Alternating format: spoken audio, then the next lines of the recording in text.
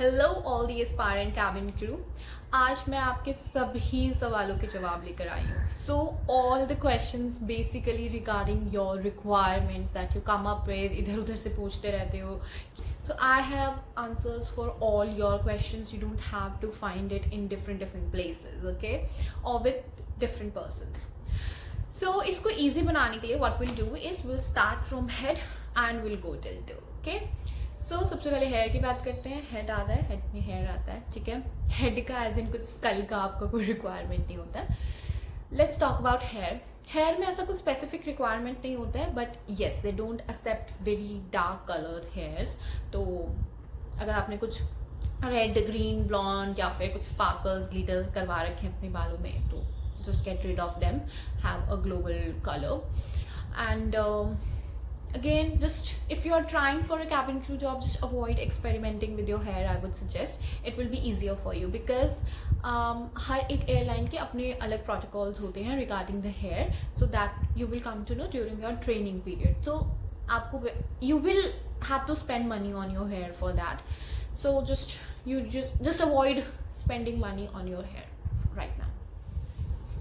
So now we have talked about hair color. Let's talk about baldness, जिसे हम गंजापन भी बोलते हैं, which is mostly seen in men, but also in female nowadays we can see that. Mostly females के अंदर patches में आपको देखने को मिलेगा that may be due to alopecia or some nutrition deficiency or maybe something else. इसके treatments available हैं, तो आप डॉक्टर से जाके कंसल्ट कर सकते हैं and you can get the treatment done. यदि बहुत ज़्यादा बालनेस है, बेसिकली मेन में जेनेटिक होता है, तो इसमें कोई ट्रीटमेंट नहीं होता है, but there are lot of solutions coming up nowadays. जैसे कि आप पैचेस लगवा सकते हैं हेयर का, या फिर अगर बहुत ज़्यादा है तो आपको हेयर ट्रांसप्लांट लेना पड़ेगा, but you have to get rid of that before applying to aviation. Then coming to your eyes, okay. Eyesight का इशू होता है if you have color blindness or some major eye issues with your cornea or lens. It's a big no. There's no chance that the airline will hire you. Sometimes many airlines what they do is color blindness को find करने के लिए एक book होता है where you know it's dotted कुछ numbers या alphabets लिखे होते हैं in different colors, and you have to rectify the colors or you have to read the number. So they keep that book along with them during interview. So when they are interviewing you, personal interview के time पर ही basic medical जब height weight check करते हैं, तभी they will ask you to read that out. तो वो तभी identify कर लेते हैं that do you have any color blindness or any issue with your eyes, because that's a big no. But अगर आपका थोड़ा बहुत आई साइट वीक है, फार साइटेडनेस है, नियर साइटेडनेस है, तो you don't need to worry, but spectacles are not allowed, you have to wear lenses. लेकिन आप लेंसेज पहन के you can fly, you can even give interviews, you can even fly. Spectacles allowed nahi hai, but you can wear lenses. If you have any allergy, if any problem wearing lenses, then you have to go through that laser and treatment of your eyesight, because you are not allowed to wear your specs at any cost on board. वैसे जो basic requirement होता है that is 6/6 जो आपका आई site होता है, which is a normal eyesight, but 6/9 after correction with और without correction is also acceptable. Head eyes के बाद आता है हमारे टीथ। अब टीथ पे बहुत सारे क्वेश्चंस आते हैं कि टीथ का क्या क्राइटेरिया है। सो आपको कोई भी ऐसा बेसिक रिक्वायरमेंट नहीं मिलेगा कहीं पर भी कि टीथ कैसे होने चाहिए, बट बहुत ज़्यादा गैप नहीं होना चाहिए आपके टीथ में। अगर आपके किसी पर्टिकुलर टीथ में, स्पेशली फ्रंट टीथ के बीच में बहुत ज़्यादा गैप है, तो वो गैप भी कवर हो जाता है। You can go to the dentist and you can ask for the solutions, they will come up with 2-3 types of treatments that you can go through, और वो आप करवा सकते हो। Braces are not allowed, so if you have braces, just first get rid of the braces, first finish that process and then apply for the interviews. Basically आपका जो smile है that should be pleasant. तो अगर कीड़ा है, cavity है, plaque है, yellow teeth है, then you have to get rid of them, because then it will be a no. So basically आपके जो टीथ हैं वो clean और any defect free होने चाहिए, any disease free होने चाहिए, and your smile should look good, and always keep smiling. After this, moving ahead to our physique, so we'll talk about our weight and our height. So BMI का proper how to count your BMI, how to check your BMI and everything. BMI की tools भी easily Google पे available है. if you'll type, I'm also mentioning them in the description box, so you can just click and you can check your BMI. आपका जो BMI है वो normal range में होना चाहिए. so you should not come in obese and you should also not come in like underweight category. तो आपका जो BMI है, BMI is basically body mass index. आपकी हाइट कितनी है, आपकी हाइट आपके जेंडर और आपकी एज के हिसाब से एक अप्रोप्रिएट वेट होता है जो आपकी बॉडी में होना चाहिए, which makes you like a good fit. When it comes to height, so height criteria में क्या होता है, बेसिकली जो मेजर होता है in international airlines, that is आपका जो आर्म रीच है that should be 212 centimetre. So 212 centimetre is what, कि आप अपने टोस के ऊपर खड़े हो सकते हैं. So this are your toes, you can stand on your toes, और आपको पूरे हाथ स्ट्रेच करके you have to touch till the point which is 212 centimetre. तो वहाँ तक आपका टच होना चाहिए हाथ. दैट इज़ वाई बिकॉज जो बोइंग एयरक्राफ्ट्स होते हैं उनके अंदर जो ओवरहेड बिन होता है उनकी हाइट 212 सेंटीमीटर्स होती हैं. तो उनको हम ऊपर से ऐसे पकड़ के बंद करते हैं, ठीक है. This is how we like open and we close them. तो आपका जो हाथ है वो ओवरहेड बिन तक पहुंचना होता है, because that is your responsibility to close and open the overhead bins during a flight before take off and landing. तो आप सीट्स के ऊपर पैसेंजर्स की खड़े होकर ऑफ कोर्स बंद नहीं कर सकते हैं. इसीलिए ये 212 सेंटीमीटर वाला क्राइटेरिया होता है कि ऊंचा होकर ही सही, टोस पे खड़े होकर ही सही, एटलीस्ट आपका हाथ वहाँ तक पहुँचना चाहिए. So that is 212 centimeter your height. Next, let's talk about the scars and skin depth में. So scars और skin की बात अगर हम करें, face पे अगर हम बात करें तो your face should be smooth, मतलब स्कार्स नहीं होने चाहिए. अगर हैं किसी भी तरह के मार्क्स या स्कार्स तो वो बहुत ही मिनिमल होने चाहिए कि कंसील करने पर वो कंसील हो जाए. कि अगर आपने जनरल कंसीलर लगाया है दे हैव गॉन. बहुत ही हाईलाइटिंग पिंपल्स नहीं होने चाहिए बड़े बड़े. किसी तरह का मेजर बर्थ मार्क नहीं होना चाहिए आपके फेस पे. किसी तरह का स्टिच का मार्क नहीं होना चाहिए. इस तरीके की कोई चीज़ है तो you can consult the dermatologist, you can get the treatment done and you can just get rid of the scars. अगर बहुत ही मेजर है, you can't get rid of them, then you just can't apply. But try to consult with the dermatologist. They will surely come up with one or the other solution on how to rectify those scars or mark or whatever you have on your face. Scars और marks का basically होता है visible scar नहीं होना चाहिए. If you will read in general, अगर आप description पढ़ोगे, रिक्वायरमेंट पढ़ोगे, you will every time see no visible scar. तो मतलब बहुत ही माइनर है जो कंसील किया जा सकता है, that is acceptable.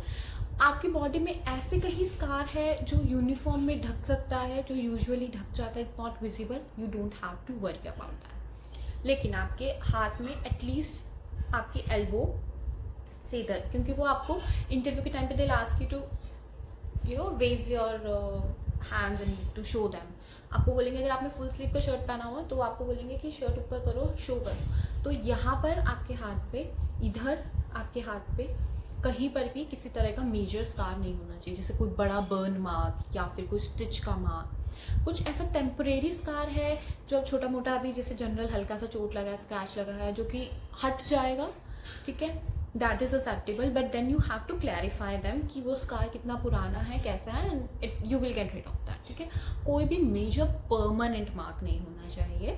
I am sharing few pictures for your reference, जिससे आपको क्लैरिफाई होगा कि किस तरीके के स्कार्स अलाउड हैं, किस तरीके के स्कार्स अलाउड नहीं है. Now, as we have talked about scratches, let's talk about very important topic, that is tattoo. Yes, at no point of time tattoos are allowed. Now, why tattoo is not allowed? Because जब tattoo start हुए थे, like initiate हुए थे, they were initiated to differentiate different communities and tribes. तो different community और tribals के लोगों ने अपने अपने सिम्बल्स रखे थे जो कि वो अपने हैंड्स पे या अपने नेक पे ग्रेव करवाते थे. तो वो रिप्रेजेंट करता था कि ये पर्टिकुलर पर्सन इस कम्युनिटी का है. उसके बाद later on it became a trend, fashion और कूलनेस में इसको कंसीडर करने लग गए. But due to all these reasons, tattoos are extremely a big no in aviation globally. तो कोई भी airline हो, whether it's a domestic airline or an international airline, it's a big no for tattoo. No visible tattoo, यानी कि आपके neck पे, back पे, hands पे, legs पे कहीं पर भी tattoo नहीं होना चाहिए. If you have tattoo, you have to remove them through lasers. तो lasers के through remove हो जाते हैं tattoo, but it takes time. So start your procedure now so that you can get rid of it in few months. अगर आपके tattoo नहीं है, then it's my personal suggestion, tattoo मत करवाना. If you are so crazy about tattoos, you can have those temporary tattoos and you can enjoy like 2-3 days.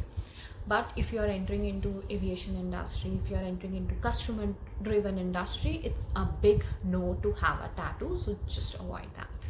Now, after completing all these physical requirements, let's move on to general basic requirements. तो आपकी जो qualification होती है, mostly it is HSC, that is आपका 12th clear होना चाहिए with more than 60% of marks. लेकिन बहुत सी इंटरनेशनल एयरलाइंस हैं that ask for Bachelorette degree, तो आपके पास ग्रेजुएशन होनी चाहिए.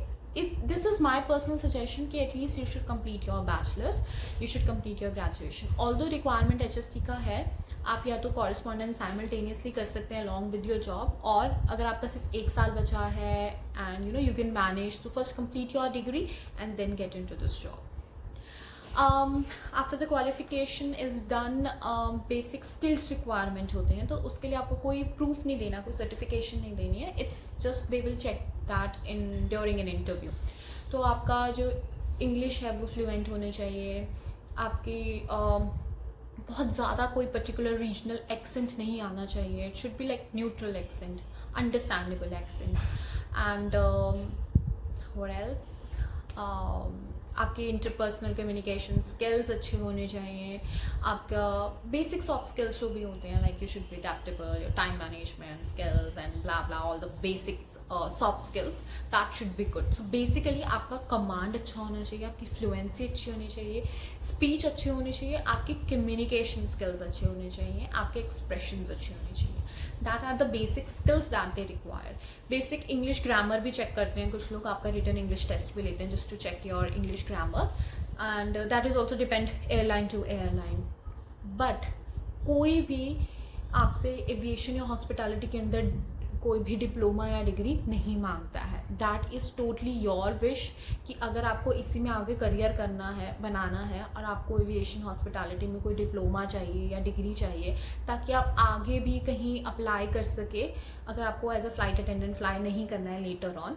But in general, just for a cabin crew job, there is no such requirement for any kind of a diploma or something. So this is just my personal suggestions कि there's no need to spend lakhs of your money in doing some kind of a diploma which is of no use. क्योंकि no matter आपने क्या कर रखा है, once you got selected into airline, once you have given your interview and you have got selected, you have to go through the training process जो mostly 3 months to 4 months के बीच की होती है. And if they are training you in more than like 2-3 aircraft, that can also extend till 5 to 6 months depending on which airline and what all aircrafts you are being trained on. But no matter आपने कहाँ पे joining कर रखा है, कौन सा diploma कर रखा है, कौन सी क्लासेस, कौन सा कोर्स कर रखा है, no matter whatever you have done or whatever you have learned, once you got selected in an interview, आपको प्रॉपर ट्रेनिंग प्रोसीजर से गुजरना पड़ेगा, जो कि 3 से 4 महीने का इंटेंस ट्रेनिंग प्रोसीजर होता है जिसमें सब कुछ सिखाया जाता है, starting from your grooming, your makeup, your hair style, आपको क्या पहनना है, क्या कैसे पहनना है, क्या मेकअप यूज़ करना है, कौन सी कंपनी का, कौन सा ब्रांड का, कौन सा शेड यूज़ करना है, that is also being told. आपको सर्विसेज कैसे करनी है, प्रोडक्ट्स क्या क्या हैं, उन प्रोडक्ट्स के टेस्ट कैसे हैं, देन सेफ्टी के क्या प्रोसीजर्स हैं, फर्स्ट एड आपको पूरा सिखाया जाता है, starting from like basic terminologies, medical terminologies, to how to treat a passenger, how to give the first aid to the passenger, how to give the CPR, how to have a child birth on board. Everything is being taught to you. Airport के अंदर कैसे चलना है से लेकर aircraft के अंदर कैसे चलना है. सो the thing that you need to improve is your soft skills, your communication skills, and your interview preparation skills that you really need to work on. And you really don't have to spend lakhs of your money into some stupid course that will just not give you anything. If you are not doing your graduation, you are just like you have just completed your 12th and you want some diploma course or something, then of course you can go into this, क्योंकि आपके पास साथ के साथ एक qualification भी आ जाएगी, plus आपको basic learning भी हो जाएगी एविएशन की, जो आपको ट्रेनिंग के टाइम पर भी हेल्प करेगा. And then also you will get a platform to like build your skills to crack the interview for a cabin crew position. But in general, अगर आपने graduation या masters कर रखी हैं और you have just good skills या थोड़ा बहुत skills brush up करना है, तो आप basic courses ले सकते हैं to improve your skills. छोटे छोटे courses. We also provide you small courses like for 2 days 3 days के मास्टर क्लासेस होते हैं, live sessions where we tell you each and everything regarding the grooming requirements, interview preparation, communication skills and every basic things that you need to brush up to crack the interview. So you can just go through those courses, and that's all about the requirements to become a cabin crew. And I'm sharing all the details in the description box regarding my Instagram page, my LinkedIn page, and about my website and courses that we provide to you. And any inquiry that you have, you can just comment down your inquiry, and I will answer your questions. All the best for your future endeavors.